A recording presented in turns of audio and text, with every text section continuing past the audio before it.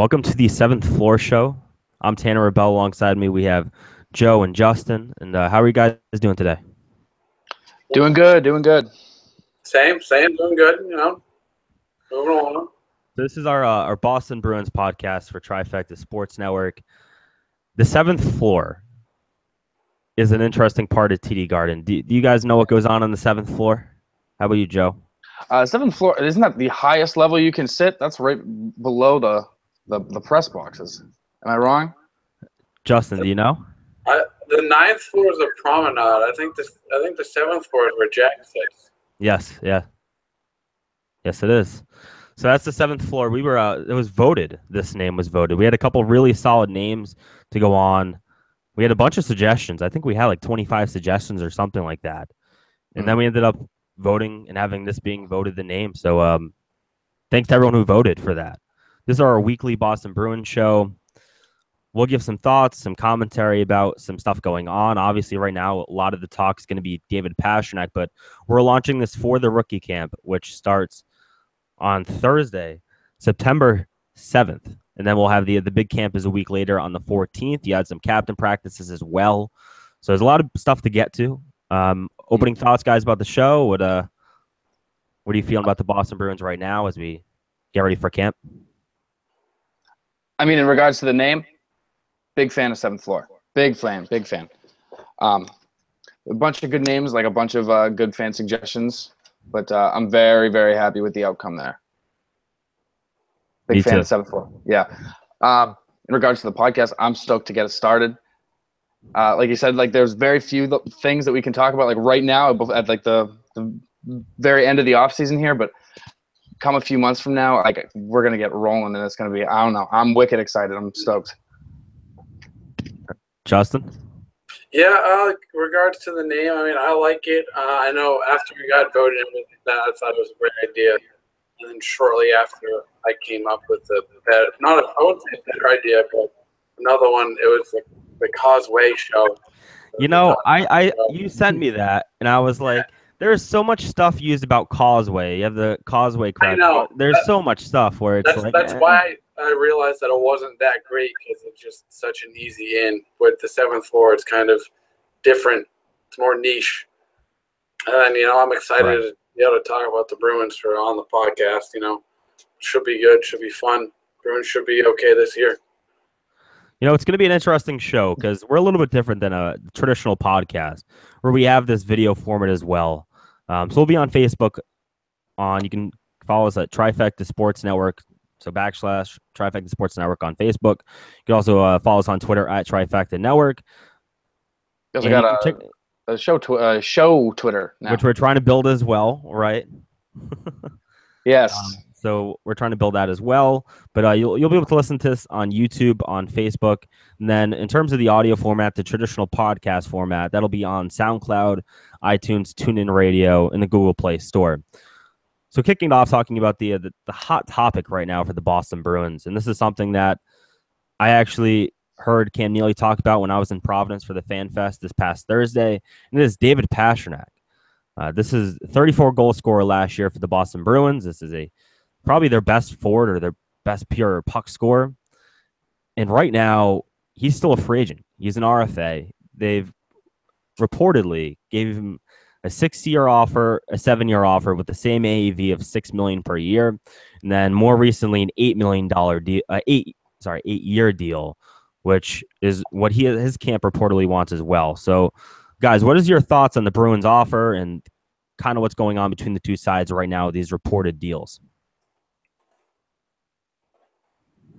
It's dumb. It's dumb that the Bruins haven't signed there. He's 21. Is he 21 yet, or is he still 20 years old?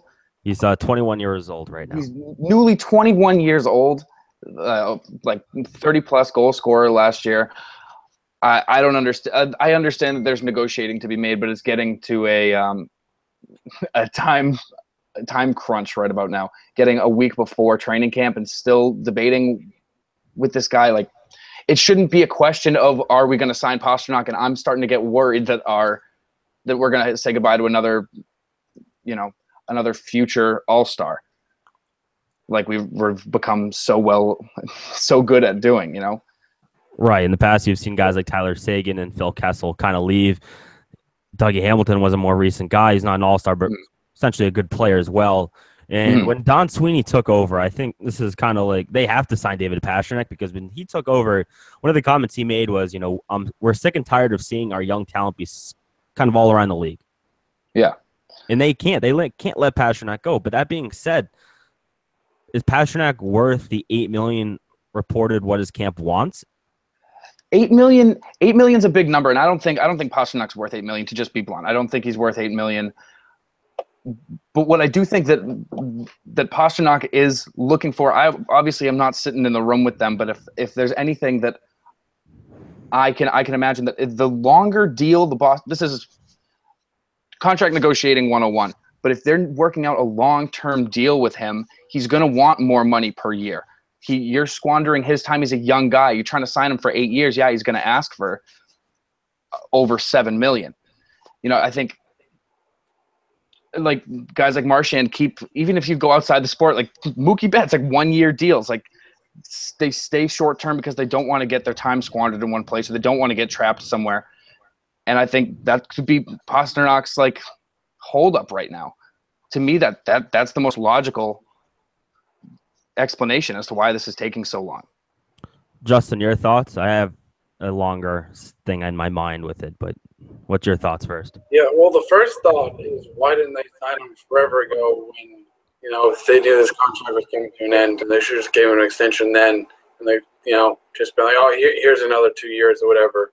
And I'm not big on contracts, but I know other people have done that. Like with Marchand, they extended him with, a year and a half left on his contract? They're like, here you go, here's 25. They did, but he's a little bit different because he was going to be a UFA.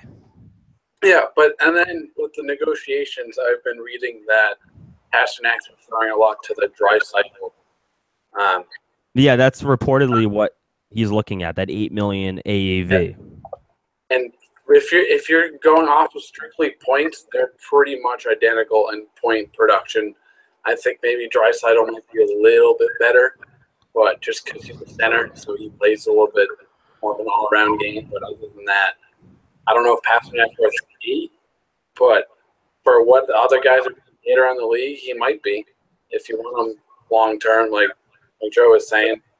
Or maybe you give him like a 2-year deal and make him work with it. Or another thing is incentives. Like if you scored, 25 goals this year, then you get an extra, $1 million or whatever. I know that's a lot of money, but I think I think Draisaitl there that's my bad. But the Draisaitl thing, that was an 8-year. That's an 8-year deal. Am I wrong there? And that's what Pastrnak reportedly wants. It isn't. Yeah, it's a long-term deal for Draisaitl. Mm-hmm. Which is why, like I said, that number is probably so high because of how long that deal is. If we're signing Pastrnak to an 8-year deal, I could see us going up. Like I think obviously we will go up from that 6.1 that we're offering him. We will go up from there, but I could see us getting close to the Draisaitl deal if he sticks around for 8-9 years. Like that puts him at 29, 30 years old. You're not going to burn out by then. Right. So here's my issue with this and what's going on with the NHL right now. David Pastrnak had 34 goals this past season. How about the year before that? Do you guys know? 15. Okay, there you go. 15 goals. So you're going to pay him. He wants $8 million per year after only one 30-plus goal a year. This is a 21-year-old forward, and obviously he's a proven talent at this point. But the fact is, if you're the Boston Bruins, on his rookie entry-level deal, you only got 1 year of 30 goal plus. And that's also, you're talking about his 19-year-old season. Right. But if you look at this right now, you have to pay him. You have to pay him a lot of money. The RFAs in the NHL are getting paid a lot of money. So when you get these entry-level deals, you're not getting these cheap years on these players. You're going to have the same thing happen next year. You're going to have to re-sign. And this is insane that we're already talking about this. That this is going to happen. But Charlie McAvoy, you're going to have to re-sign him next year to avoid the same thing the following year that you're having with Pastrnak right now. Same thing with a guy like Forsbacka Karlsson. You're going to have to make the same kind of decision. Brandon Carlos, same decision. So the fact is, with the NHL, the current restricted free agents and the way everything's working out is you have to sign them a year in advance, or you're going to be stuck in the same situation Boston is right now. So I think the NHL system is broken. I think they need to find a way to hold on to these RFAs an extra year on the entry-level deal because you only have a 34-goal season once, and now you have to pay him $8 million per season. 7-8 million per season. I think the system's broken. I think $6 million per with the the Boston Bruins system definitely offers benefits those players who perform it for those short bursts. Sure, Right. but I mean nobody's forcing the Bruins to sign him to an 8-year deal, or any of these kids, like you're saying, McAvoy. Like nobody's forcing us to give him a 10-year deal. There is such a thing as, say, hey, look, kid, like you had a good year. Let's keep you around for 1 more, for 2 more. You don't have, especially like I'm saying with this time, I really do think it's a inverse relationship there where you sign him to a 2-year deal, he'll probably take something lower than $7 million. You're using less of his time, and you're incentivizing him also that, like, if you're going to stay here longer and you prove yourself, there's a risk and reward. I do think that those situations do arise because of the way the system is, but it's not 100% fail rate there. You know what I mean? Yeah, I do think the system needs to be changed. I think in the next CBA, you're going to have such an issue with guys like Pastrnak and that age, and you're going to see with McAvoy too. I bet you that they're going to see the same thing with McAvoy next season or the following year if they don't re-sign him. I think the next CBA you might see a major lockout, but look, the Bruins reportedly offered $6 million per year. To me, that's a slap in the face for a player like Pastrnak. Cam Neely made sure to note that there isn't some kind of internal cap number for them. They're not looking at Pastrnak and saying we're not going to pay him more than Marchand. So there's nothing like that going on. But the fact that they came out with a $6 million reported offer on a 6-year deal and then the same AAV for a 7 is kind of a slap in the face, I think, to Pastrnak. But that's a starting offer. And then you had the rumor that Pasternak's camp, once they got those offers, basically didn't respond at all. And that's something that Cam Neely actually admitted last Thursday. Talks have kicked back up on Tuesday and then again today, and the 8-year offer is now there. The Bruins and Pasternak's camp are talking about an 8-year offer. Not sure on the exact terms. I'm guessing it's probably around $7 million. Give or take a couple $100,000 on either side, but one could imagine that's probably where the number is going to end up being. The question is, does he push for 8? Is he worth $8 million per? Is he Draisaitl? Because I look at Draisaitl, and I think he's an incredible talent. I think he's the same caliber player as Pastrnak, but like you said, Justin, I think Draisaitl is a little bit better. So it's kind of a tough situation for the Boston Bruins. What do you guys think is going to happen here? Do you think he's going to hold out? Man, anything is possible with the Bruins and young talent. My hopes are so low. My hopes are like, please don't let him just go and like have a 50-goal season somewhere. Those are my hopes, As far as legitimate predictions here, I can't imagine they could actually let him go. I can't imagine they'll actually leave without finding a number that works. Yeah, that'd be an incredible failure on their part for sure. They have to re-sign him, and that's the position that he knows he has. He has an incredible amount of leverage right here because he could just sit out. And Justin, talk about that rumor you heard earlier. There's a Twitter account that I follow. They're called Bruins Diehards. I follow. They're pretty good with Bruins news. And they have their own podcast. I'm not sure what it's called, but they had some guy that's supposedly a NHL scout on Twitter. He's not verified, but he writes for NHL.com, I believe, or he's just with them. Yeah, he was saying that Buffalo and Montreal have serious interest in giving Pastrnak an offer sheet. And that's the issue. He's a proven scorer in the NHL, and those players tend to get paid. To have him trade in division, like intra-division, that'd be terrible. That's a slap in the face. That's so big. God, that's a terrible way to start off the season if that's what happens. Because the Bruins have been really quiet in the offseason. There wasn't, nothing's really. They have $10 million to play with here. They have $10 million for the cap this year that they can play with here. And obviously you can't commit $10 million to Pastrnak, but you're telling me if you give him $7.5, $8 million, you're not comfortable going into the season with what you have. You have a lot of dead money on your roster. You're paying guys like Torrey Krug $4.5 million. He's a third pairing defenseman. So It's going to be crazier if they let this get to a holdout kind of position.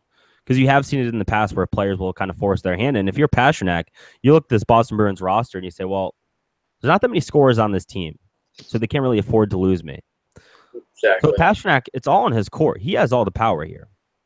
And that's kind of the issue now with the RFAs. They hold all the power if they're really good. And he should get paid. Don't get me wrong. He should get paid, and he should get paid a lot of money. Are you on the side of, like, Pastrnak, shut up, take what you – not so forcefully, but shut up and take what you can get? Like, you should just want to stay here? It sounds like he wants to stay here. You know, the fact that you're hearing he wants an 8-year deal means he wants to stay here. And look, $8 million per year is a lot right now. But in year 5 through 8, or even 4 through 8, how much is that really to the Boston Bruins with the cap projected to go up? I know in the past couple of years it hasn't really risen as much as they thought. But I think with Pastrnak, you know, if it's a 1 or 2 year extension here, kind of like a bridge deal, that'd be a failure on both sides as well, especially for the Bruins. You need to lock them up long term. Yeah, I think it should be around $7.5 million. I don't think it should be 8. I don't think he's Draisaitl. So I think that's what his camp has wrong here. Is Draisaitl is a better player than him.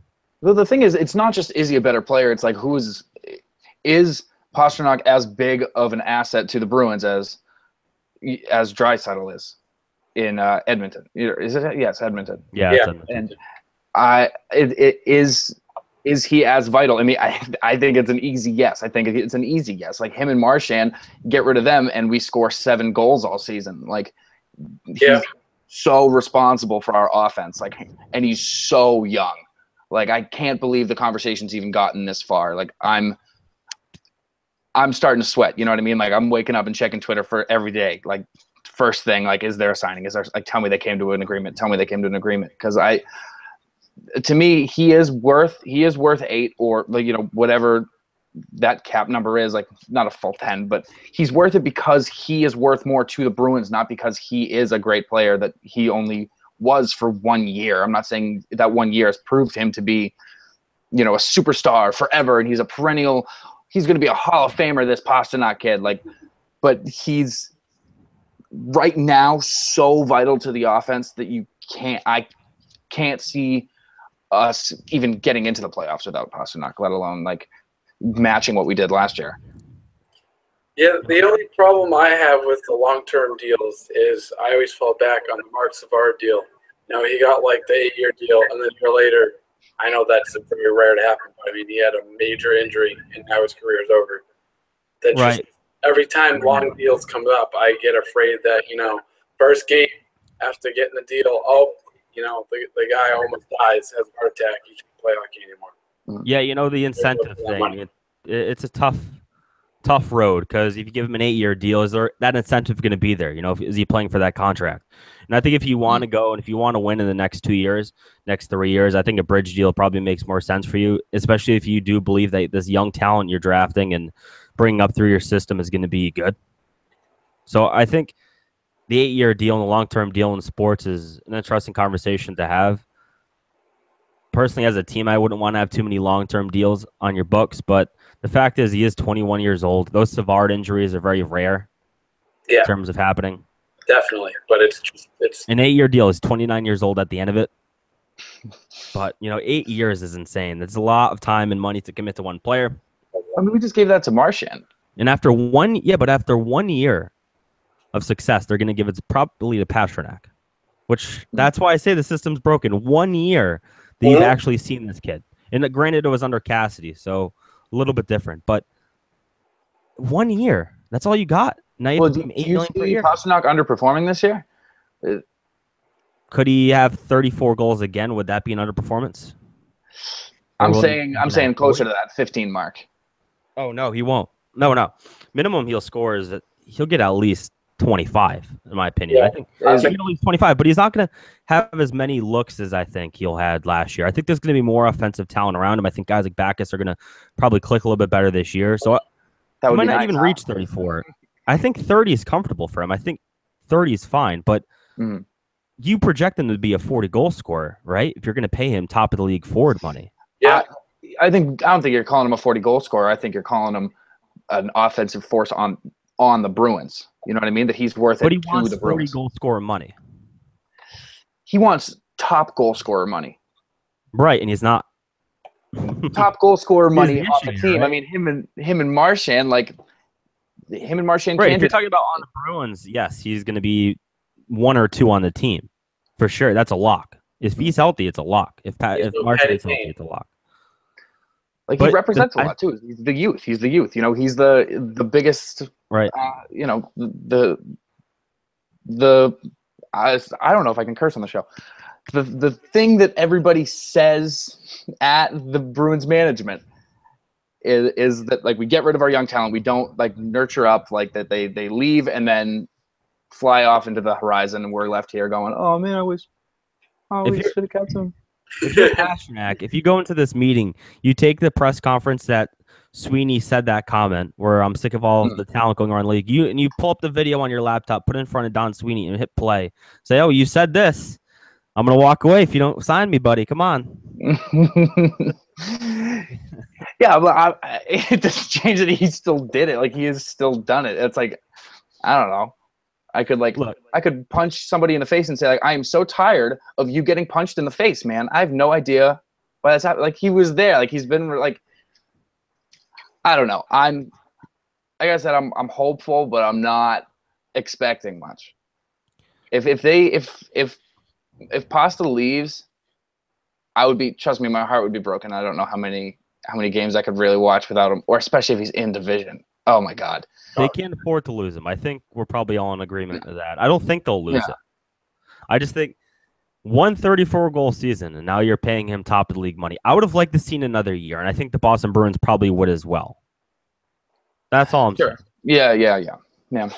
You saw 1 year of 34 goals, and you could see definitely some more potential there, but you don't really know what you have, right? So if he turns out to be a 40-goal scorer, then great. Yeah, that's a great bargain. At $8 million's fine. But if he is a 34-goal scorer and he never gets north of that mark, say 35, he's still a really good talent, still a really good scorer in the NHL, but you don't know what you have there. You truly don't. You had 1 year of success. So let's say the Boston Bruins are last year's Colorado Avalanche. Worst team in hockey. We walk away with 22 wins.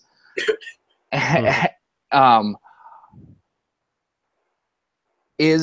still have the same mark. We have 10 million cap space. Pastrnak scores. Well, let's lower all the numbers. He didn't score 34 last year. He scored 24, but he's still our number 2 goal scorer. He wants $8 million a year for 8 years. Is he worth it? Nope. No. Even if he's that big of an asset to the team at that moment. No, if you have 22 wins, you're probably going to want to break it down. Hold on to what you get. Well, yeah, okay.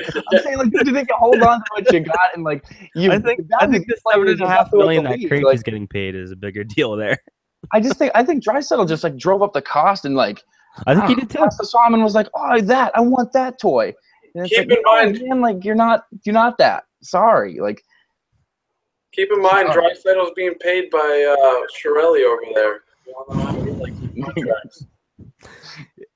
Oh man, that was a crazy contract, and it did. All this talk really picked up after the Draisaitl deal. Yeah, you almost have a feeling that the Bruins offered the 6 and 7 year deal at the $6 million per before Draisaitl signed. That's what I get. I get the feeling that's what happened. So then Pastrnak didn't respond because him and his team were waiting for the Draisaitl deal to drop, and when it dropped, they were like $8 million per. That's what we want. So that's exactly what happened. The timeline makes sense right now. Yeah. I think he gets signed. I think it happens in actually the next couple of days. I think it happens. The next couple of days. I mean, I will pray on my knees tonight for it. Like, that would be very nice. Do you guys think it's going to get signed before camp opens for everybody? Maybe. I don't think so. I mean, I know. You're a holdout, huh? It was a few years ago. It was Torrey Krug and Riley Smith. I know they got signed late. They got signed real late, and that's when they had a bigger cap issue. So right. I don't know. I mean, does Pastrnak still show up to camp if he doesn't have a contract? What's that? Does Pastrnak still show up to camp if he doesn't have a contract, or is No, he can hold out. That's what the holdout is. Yeah. He's not under contract, so. That's true. Then I guess you probably want him signed because you're going to want him practicing with the team. Yep. If you really want him, you want him like creating that, not creating, but getting back on the ice and like building that chemistry again and getting back there with the guys. Like the one thing that's good that is like hopeful to me is that like Pastrnak has still been like one of the faces of the Bruins in the offseason. You know what I mean? He's represented the Bruins. I'm not sure where it was. It was in China. Yep. Yeah, it was in China. He was doing the Beijing like kids thing. Yeah, whatever it was called. And he's still like the face of the Bruins. For them to send him on that and for him to take it, that shows that he wants to stay. He wants to stay, and also that like he's wanted here. That he's not like. And I don't think he would hold out on. I think he wants to stay too. He's not going to take a hometown discount, nor should he. No. So he wants to get his money. He wants to get paid properly. There's nothing wrong with that. I think he signs. I think they're going to be forced to sign him because if you remember when they traded Johnny Boychuk a couple years ago, that message that sent the locker room is that they didn't want to win that year. That was the message that they were sending. So if you don't have Pastrnak day one, that instantly tells your entire locker room that either we don't value our own players well, or we just don't plan on winning well this year. Or we're not putting the team in the best position. You have to re-sign him, and you have to get it done before camp opens because if it doesn't, you can mess with that chemistry in the locker room, mess with the vibes in the locker room, and send a bad message to the rest of the league. So you need to sign him just to save your own face at this point. How good would it be if they actually launched camp and then had a press conference right before with Pastrnak, Sweeney, and Neely all up there announcing the deal? That's probably what's going to happen. Ooh. Oh, you're talking the stuff of dreams. Yeah, no, that'd be nice. That'd be really nice. I think it would too. I see that happen. Sorry, no problem. Yeah, I can see that happening, and I hope your reality is one that I get to experience. I think it's one, even if they had the contract done before. I mean, in theory, they could launch this. You have the rookie camp going on, so you could do it on any of these days coming up. But I think that drop day has to be when camp opens for everybody. After that happens, he's officially a holdout, and you're going to see some teams moving in terms of a trade prospect, which would be disastrous and would even drive the price up even more on him in terms of holding out. Moving on here, we're going to talk about some of our camp predictions, but first we're going to get to some season predictions, and obviously this will change as we see the lines and all those kind of things, but just from a standpoint of this, Pastrnak signs when you're making your predictions. Pastrnak is signed just so we can, because that's probably what's going to happen. That's the most likely scenario here. So I think what's going to happen this season for the Boston Bruins is they'll make the playoffs. But this is one thing I've kind of had this whole offseason is that they're either going to be a very mediocre team. What I mean by that, just skate into the playoffs, or they're going to be a Stanley Cup contending team. Because if you look at the way this roster is built, there's a lot of unknowns here that they're bringing into the fold. Guys like Charlie McAvoy, Brandon Carlo is in his second year. For Speckett Carlson, there's other guys like Denton Heinen, Robbie O'Gara. So you have a ton of youth in this organization. Tons of guy in Providence you could bring up. They're in a position where they could go any direction, which is scary, but also very exciting. I don't know if you guys have similar thoughts, but Justin, we'll start off with you here. I kind of agree with you, Tanner, but I kind of think they're going to go to the Eastern Finals and then lose to probably Pittsburgh again, because Pittsburgh's probably going to be there. I mean, obviously, look at their team. But I think, like you were saying, though, it can go either way. Like, if all the kids work out and they become, like, they're all studs, I think they're going to go Eastern Finals. Right. When I said Stanley Cup, I don't mean they're going to win the Cup or even get to the Cup. I mean a team that is capable of that kind of success. Yeah, I'm agreeing. Like, I'm thinking like that they'll be able to go pretty far in the playoffs if everything works out well with the kids and they all click. I think they'll be in contention. They're just still won't be as good as say the Rangers or the Penguins. Not yet. You're high in the Rangers this year? I think so. Okay. I don't know. It's hard. They're like they're good, then they're bad, then they're good, then they're bad. Yeah, I mean that's true. We'll see what we got at guys like Jimmy Vesey down there this year. Second year. Yeah. So, Joe, what's your thoughts on the Bruins and predictions, just from like a vague standpoint? Again, we're not giving any specifics yet on this show. I would say your team didn't improve in the offseason. Nothing really. Well, by improvement, you mean like outside improvement? Yeah, I mean, improve internally in theory. Yeah. I mean, who knows? I mean, maybe Marchand's going to come back with 30-inch biceps, but I mean, who is to know?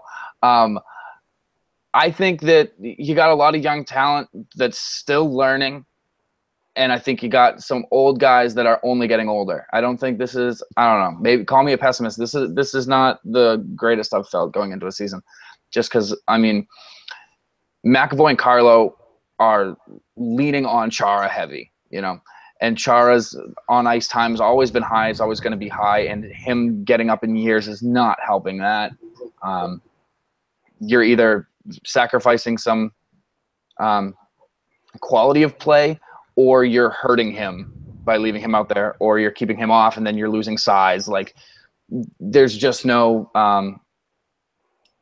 way I really see this team being like what I want them to be. Because, like, in theory, you got you know, the old wise leader, and you've got, you know, these young kids like willing to learn and young, spry, fresh legs. I don't know how I see it meshing. I don't think. I'm giving it a old thumbs in the middle. Wow, all doom and gloom kind of there. No, not quite doom and gloom. I think they're going to be a fun team to watch. I think they're going to be a fast team. I think they're going to be. I mean, not to get too specific, I could see us in a very similar place last year, postseason wise, where we got to fight for the spot, but I think the spot is not out of reach. So here's where I'm going to kind of bring some hope into your life. I could be very negative. Please do. Could be very negative because I could say, you know, Carlo and McAvoy and Kevin Miller are all penciled into your top four with an aging Zdeno Chara, and be like, none of those guys are top fours. Mm. But from what I saw from Brandon Carlo last year, he is a top four. He's a defensive defenseman, which is fine. In the NHL, you're moving towards an offensive defenseman. And guess what? Charlie McAvoy is that. What I saw from Charlie McAvoy last year and what I saw from him when he played for Boston University, this kid's it. He's legit. He's a top four. Zdeno Chara, what I saw from him last year was that he actually got a little bit better from the previous year. He seemed to have learned how to play at a slower rate. So that's a positive from him. And he seemed to take that leadership role very well. He took Brandon Carlo under his wings, and he's taking Charlie McAvoy under his wing. So I think he can develop those players. Kevin Miller, okay. Not a big fan. But Robbie O'Gara's down in Providence. That's a guy you can potentially call up. Matt Grzelcyk, who's another project down there. I like him a lot. I liked him when he played for Boston College. I think BU, too. Oh, was he BU too? All right, BU. Yeah. I always confuse those guys. Yeah, he was also BU. He's another guy that could potentially come up. So I think defensively you're fine. You know, Adam McQuaid and Torrey Krug, that's an expensive third pairing, actually. That's a very expensive third pairing, but I think Torrey Krug's going to find more goals this year. You know, he got a ton of assists last year, but I think he's going to score a lot. And I think Adam McQuaid, if he's healthy, if he's on your third pairing, that's fine. You know, he can be solid as well. And I think ultimately Kevin Miller can also be a solid guy as well for you. Just questions with the injury with McQuaid and Miller. Looking at that forward group, you know, I see what you're talking about, but I think Marchand will be fine. Bergeron will be fine. Bergeron had a really slow start to last year due to the injury. I think he'll be great this entire year. Oh, yeah. He's one of the best centermen in hockey once again. Not according to NHL. Well, those people are just looking for clicks. Don't talk about them. They just look for clicks. I think Pastrnak, he's going to score around 35 goals. We'll see what happens because I think the offense is going to be more spread out. Questions with David Backes. How's he going to fit in his second year? Are they going to try him out as center, or are they going to have him on the wing? David Krejci, we keep on talking about it. He's getting paid over $7 million. What's going to happen there? Is he finally going to be able to get back to his former self? And I don't think he will. But not with those hips. No, not with those hips. Ryan Spooner's another guy. Interesting. He's never really broken out in the NHL, so we'll see it. It's kind of a one-year deal. Prove it for him. Looking at Forsbacka Karlsson, he looked legit as well last year. In the little part you saw him, he looked very good at Boston University. Is he a top six forward? Can he be a top six forward this year? And that's my question. If he's a top six forward this year, I look at that top six unit and I feel really good about it. If you can add him into it. Because your bottom six, I'm okay. Austin Czarnik, Noel Acciari, Riley Nash. Those are good players to have. Tim Schaller. But if you have Forsbacka Karlsson, and if you can get into that top six, and then if say you have a guy like Denton Heinen up here as well producing, you have to feel very confident about this Boston Bruins offense. Because offensively, they should be really good this year. They should be. I mean, there was a goal scoring problem last year, though, that the team wasn't different name wise as of right now. You know, if everybody performs, granted that was Bergeron kind of like you said getting off to a slow start at the beginning of the year, but if Pasta performs the way that he did last year, if Marchand comes out like I know he will this year, like then and all the other pieces kind of fill in around that, and like those leadership roles of Marchand and Bergeron take off. Yeah, you could have an awesome offense. I think it's going to come down to Krejci and Backes. What are they going to do? Yeah. Because I think from the kids, you can't really expect too much going in. You can't expect much from JFK. You can't expect much if Heinen's up there. Can't really expect much from Spooner. I know you'd like to see a breakout, but we haven't really seen it yet. I think it comes down to Krejci. You know, can that hit pulled up for him? How is Backes is really a good question as well, because he could turn the tide for this team. Is he going to be your third centerman? Is he going to be on a wing? I mean, there's another guy with a lot of age, you know. That's true. You know, they have these big contracts still locked up. You know, Marchand has a big contract. Bergeron has a big contract. Krejci has a big contract. Backes has a big contract. These are all older players, and I know Marchand's still in his prime. Bergeron is too, but Krejci and Backes, you know, when they signed Backes, I was honestly confused with that. I didn't think they had a spot for him on the team. And it still doesn't look like they do. So I still think Backes is going to stay at the wing. I think he will too, and that's not going to be a good thing for this Boston Bruins team. No, but he doesn't have play the wing. Center. Yeah. He can't play the wing. And, with Krejci, you know, he hasn't been successful since Milan Lucic was traded. He doesn't have that power forward, that traditional player. And you can't really put a young player with Krejci either, a guy like Frank Vatrano or a Pastrnak, because they're too fast for him. A slower style of hockey fits David Krejci's play better. You look at his film. Look at it when he was good. He had that power forward. And I think they should have signed Thomas Vanek. So shouldn't Backes be able to fill that role really well then? Because Backes is a good centerman. He's a pass-first guy. On paper. Krejci's a pass-first guy. If you look at Backes when he's done, I think he had 25 goals once in his career. He's never been north of 30, which is fine. But he's not a score-first guy, and that's the issue. Because you put him with Krejci, and Krejci is not a score-first guy either. He's always going to look to pass. Even if he has a wide-open net, David Krejci is going to try to pass that puck. So that's the issue with him. If you put Backes and Krejci together, those are two guys who are not looking to score the puck. Most, like, in their back of their head, what's in their DNA, they're looking to pass the puck. You can try to change that, but that's the feeling I get. So they play a certain speed as well. So in theory, their speed matches up, but you have to convince one of them to have to score. And I think it should be Backes, but it just didn't happen last year. He's going to be a second year in the system, second year playing with these guys. So maybe he can break through. Maybe Matt Bolesky breaks through. Who knows, really? There's a lot of questions with this team, man. A lot of questions with this team. A lot of guys that can go up. A lot of guys can go down. And that's where we're transitioning to what's going to go on in camp. You know, what are we looking for in camp, guys? What's your top three things? I know I didn't give you any time to prepare this. But what's your top three things that you're looking for in this camp for the Boston Bruins? For camp or rookie camp or both? Let's go rookie camp, because this is really the team of the rookie, right? You're going to have a lot of rookies on this Boston Bruins team, and that's going to really fuel, I think, the entire season. And I'd say I definitely have my eye on McAvoy, obviously.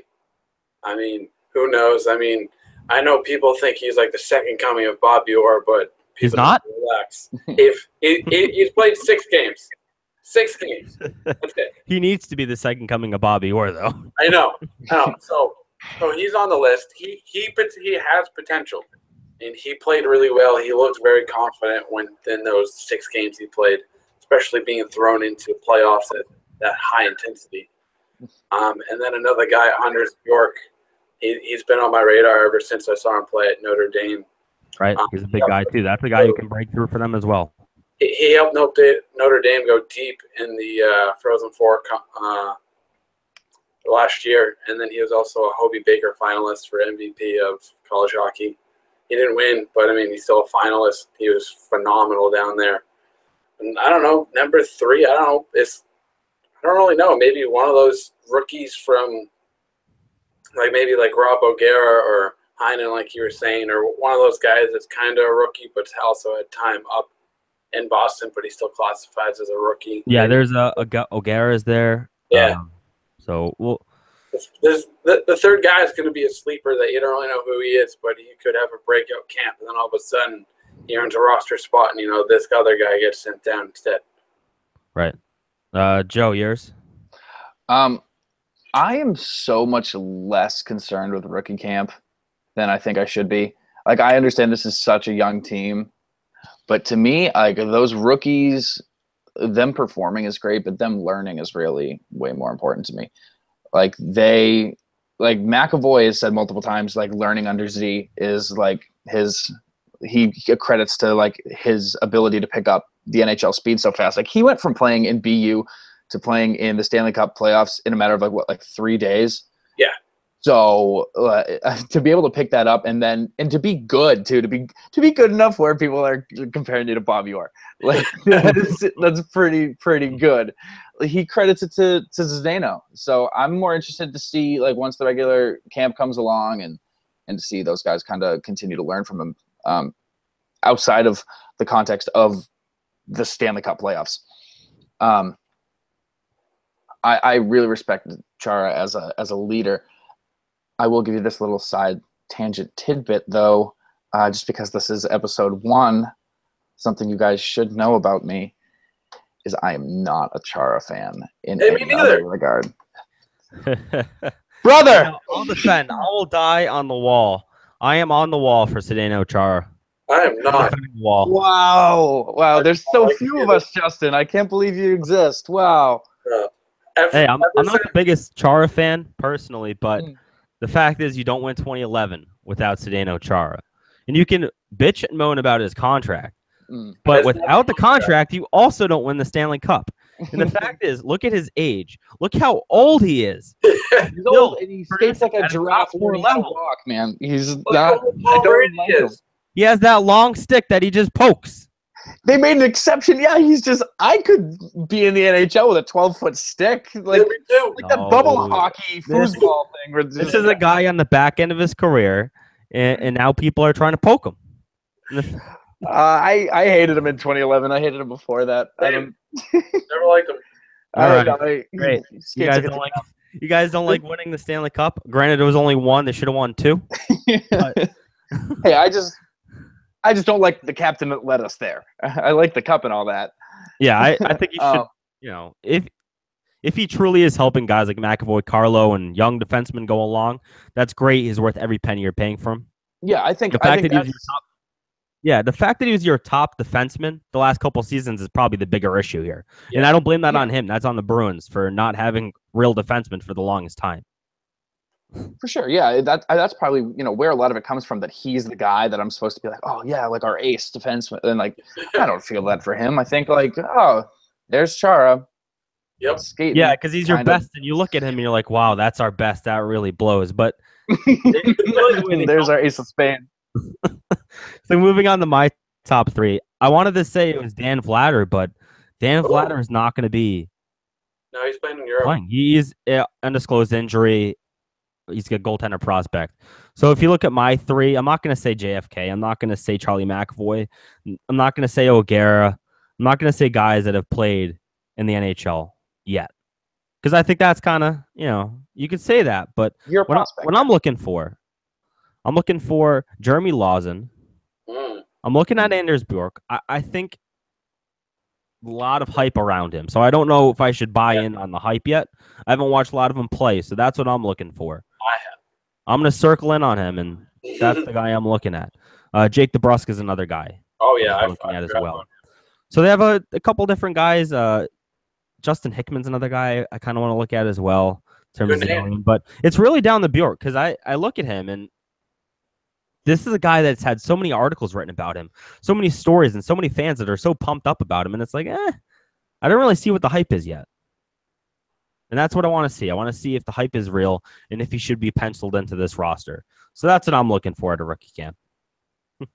Keep in mind, Bjork's a center, I believe. Yes, he is. And in theory, there would be no spot for him to play, but Frank Vetrano is listed as a center. I mean, It doesn't really matter today's NHL, except if you're David Backes. In that case, you are a center, sir. David Krejci is the same way. Backes, Bergeron, and Krejci. Center, sir, and you will play it. It doesn't matter. When it comes to young players, it doesn't really matter what your listed position is. You can kind of grow into it, and they can play either side. But he's 6 feet, 181 pounds. Bjork is 21 years old. Yeah, that's a solid build for sure. Yeah. It'll be interesting to see what he does. He's played for Team USA. He played at Notre Dame. Yeah, I liked what I saw from Notre Dame. He had 52 points last year for Notre Dame. Mm-hmm. Hobie Baker finalist. Yeah, so this is a guy to look out for. The question is, do you buy the hype? I do. Okay. Not Joe, do you buy all. the hype? Maybe not like he's the greatest player ever. But Right. Yeah, I we think haven't even he's seen NHL him ready. yet. Yeah. I'd say I he's mean, NHL you can ready. play in college, but the college game doesn't always necessarily translate. You saw that with VC last year in the NHL level. He had some learning curves, and that's what happens. So it doesn't always make the jump right away. So, Joe, do you buy the hype with Anders? I don't really buy pre-NHL hype, period, just because I've seen so many people that like they're oh my god, like look at what they did in college, and then the NHL game, like Johnny just Manziel. ask any yeah, people come in and Johnny football it, and then like ask any rookie or whatever, like just any interview. There's one recurring thing that it's the speed. The game is faster. Mm-hmm. It's so you can do great at 80% speed, but when you're at 100, it's a totally different game. And I don't really buy hype till I see it. I'm not saying like Anders, like I want nothing to do with him. I'm saying I'm waiting to see. And I things. I've heard nothing but good things, but I'm waiting to see him in action. All right, makes sense. And that was the end of the 7th Floor Show, episode 1. We did it, guys. One. So we're gonna do this once a week. Next week we'll have the actual big camp opening up, but make sure to check out trifectanetwork.com for all the latest of Boston Bruins news written by myself, Justin, and a few others. We have daily Boston Bruins content to keep you updated in between. You can check out the show on Twitter. And do you know the Twitter handle, Joe? The Twitter handle is at the 7th Floor Show. Let me make sure of that. Yeah, so that was my. I was gonna say I thought that's what it was, but in the back of my head, don't want to say the wrong Twitter handle. You can follow at Trifecta Network too, as well. At the 7th Floor Show, 7 the numbers, the 7th Floor Show, and we will tweet that out as well. You can either listen to this on Facebook, YouTube, SoundCloud, iTunes, Google Play. I mean, there's a ton of places you can listen to this show. Make sure to like, subscribe, share, and send us in comments. I think starting next week, we're going to have a Boston Bruins question series where we take in questions and then answer them on the show. Yeah. Thanks for joining us, guys. I think it was a good show. Yeah. Hopefully we build on this. And if you have any thoughts or questions or ideas to help us improve the show, let us know, because this was definitely like kind of a test. I think that's what's important, because you saw we jumped in on each other a couple times, which that happens. And as we build that chemistry, we hope to improve the show for you. Thanks for joining us, guys.